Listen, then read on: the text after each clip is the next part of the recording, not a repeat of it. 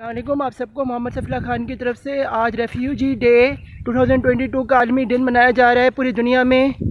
تو اس پہ میں آج یہ آپ سے کہوں گا کہ ہم سب میں ایک ریفیوجی چھپا ہوتا ہے جو ہم سب کو جو ہے کبھی نہ کبھی کھٹکتا ہے، ہمارے ساتھ اس کا کرائسس ہوتا ہے۔ جب ہمیں کوئی اپنے کام سے نکالتا ہے یا ہمیں دستبردار اس کام سے کرتا ہے تو ہم میں خود وہ ایک ریفیوجی کریٹ ہوتا ہے جو ہمیں جو ہے دور کرتا ہے اور ہمیں جو ہے یہ بتاتا ہے کہ ہم اکیلے ہیں اور ہمارے پاس جو ہے اس سے نکلنے کا کوئی راستہ نہیں ہے اور ہمیں جھکنا پڑتا ہے اور ہمیں کسی اور ایسے کام کی طرف پریشرائز جانا پڑتا ہے جس کی طرف ہم نہیں جانا چاہتے۔ اسی طرح جو ریفیوجیز ہوتے ہیں، جب ان کی لڑائیاں ان کے ملکوں میں ہوتی ہیں، جب کنفلکٹ ان کے ملکوں میں ہوتے ہیں تو انہیں بھی جو ہے اپنے ملک کو چھوڑ کے دستبردار ہو کے کسی اور ملک میں جانا پڑتا ہے۔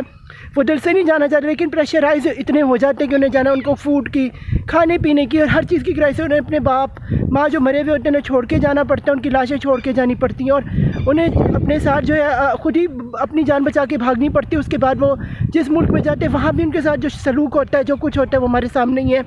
اور میں اس وقت پورے یونائٹڈ نیشن اور گلوبلائزیشن ملک سے یہی کہوں گا کہ وہ جو ہے احساس کریں، وہ جو ہے گلوبل سٹیزنشپ اور یہ جو گلوبلائزیشن کی جو بات ہوتی ہے جس میں پوری دنیا جو ہے وہ گلوبلائز ہے یا انسان جو ہے وہ ایک ہی ہیں، تو اس کو کنسیڈر کرتے ہوئے جیسے ابھی یوکرین کا مسئلہ ہو گیا، جیسے ابھی افغانستان کا مسئلہ تھا اور اتنے زیادہ پاکستان نے جو ہے ریفیوجیز کو برداشت کیا، روہنگیا کہ مسلمانوں کا اتنا ایشو تھا، بنگلہ دیش میں بڑا ایشو تھا، جو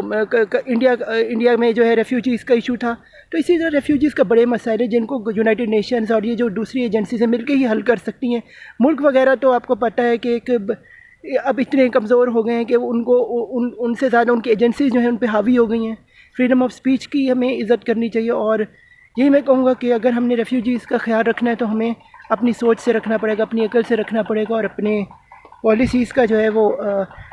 ڈیسیجن میکرز کو جو ہے خیال رکھنا پڑے گا۔ اگر ہم نے یہ نہ کیا تو ہم